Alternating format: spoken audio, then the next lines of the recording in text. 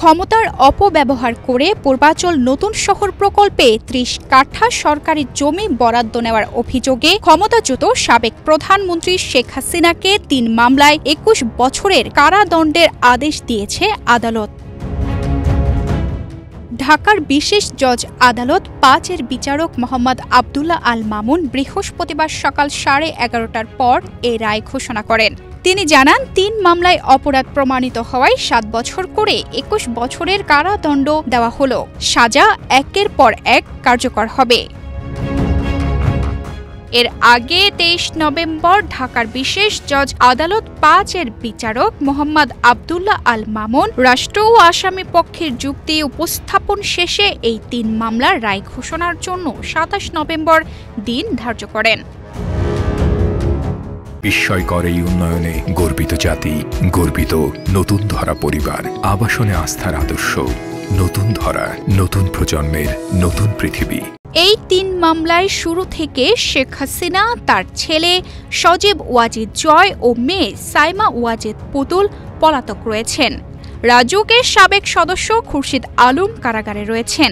শেখ হাসিনা ৩ মামলার আসামি, জয় ও পুতুল পৃথক এক মামলার আসামি। ক্ষমতার অপব্যবহার করে পূর্বাচল নতুন শহর প্রকল্পে ১০ কাঠার সরকারি প্লট বরাদ্দ নেওয়ার অভিযোগে গত ১৪ জানুয়ারি শেখ হাসিনা সহ ৮ জনের বিরুদ্ধে একটি মামলা করেন দুদকের উপপরিচালক সালাউদ্দিন।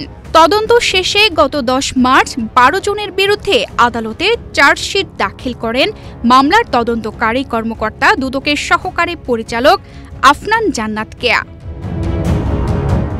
পৃথক ৩ মামলায় আসামির সংখ্যা ৪৭, তবে ব্যক্তি হিসেবে এই সংখ্যা ২৩। শেখ হাসিনা, সজীব ওয়াজিদ জয় ও সাইমা ওয়াজিদ পুতুল ছাড়া অপর ২০ জন আসামি হলেন সাবেক গৃহায়ন ও গণপূর্ত প্রতিমন্ত্রী শরীফ আহমেদ, জাতীয় গৃহায়ন ও গণপূর্ত মন্ত্রণালয়ের সাবেক সিনিয়র সহকারী সচিব পূরবী গোলদার, রাজুকের সাবেক চেয়ারম্যান মোহাম্মদ আনিসুর রহমান মিয়া, সাবেক সদস্য শফিউল হক, সাবেক সদস্য মোহাম্মদ খুরশিদ আলম, সাবেক সদস্য মোহাম্মদ নাসিরউদ্দিন, মেজর শামসুদ্দিন আহমেদ চৌধুরী, রাজুকের সাবেক উপপরিচালক নায়েব আলী শরীফ, প্রশাসনিক কর্মকর্তা সাইফুল ইসলাম সরকার, অতিরিক্ত সচিব কাজী ওয়াসি উদ্দিন, জাতীয় গৃহায়ন ও গণপূর্ত মন্ত্রণালয়ের সাবেক সচিব শহীদ উল্লাহ খন্দকার, সদস্য কবির আল আসাদ, সদস্য তন্ময় দাস, সদস্য মোহাম্মদ নুরুল ইসলাম, সাবেক সদস্য মোহাম্মদ নাসিরউদ্দিন, পরিচালক শেখ শাহিনুল ইসলাম, পরিচালক মোহাম্মদ কামরুল ইসলাম, উপপরিচালক মোহাম্মদ হাফিজুর রহমান, উপপরিচালক হাবিবুর রহমান, প্রধানমন্ত্রীর সাবেক একান্ত সচিব মোহাম্মদ সালাউদ্দিন। আসামিদের মধ্যে একমাত্র মোহাম্মদ খুরশিদ আলম গ্রেফতার আছেন।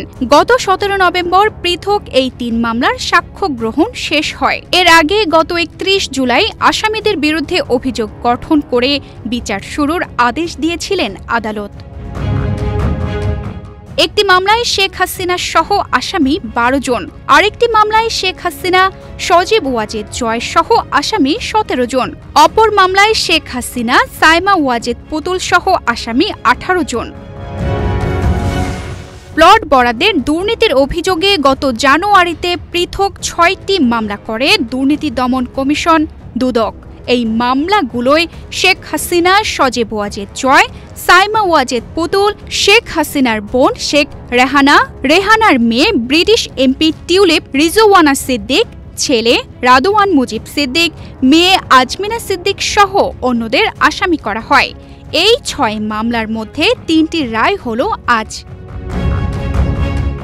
এর আগে গত ১৭ নভেম্বর মানবতা বিরোধী অপরাধের একটি মামলায় আন্তর্জাতিক অপরাধ ট্রাইব্যুনালে শেখ হাসিনা ও সাবেক স্বরাষ্ট্রমন্ত্রী আসাদুজ্জামান খান কামালের মৃত্যুদণ্ডের রায় দেন। একই মামলায় মামলার অপর আসামি পুলিশের সাবেক মহাপরিদর্শক চৌধুরী আবদুল্লাহ আল মামুনকে ৫ বছরের কারাদণ্ড দেওয়া হয়েছে। তানজিদা রহমান, ইনায়া, বাংলাদেশ প্রতিদিন।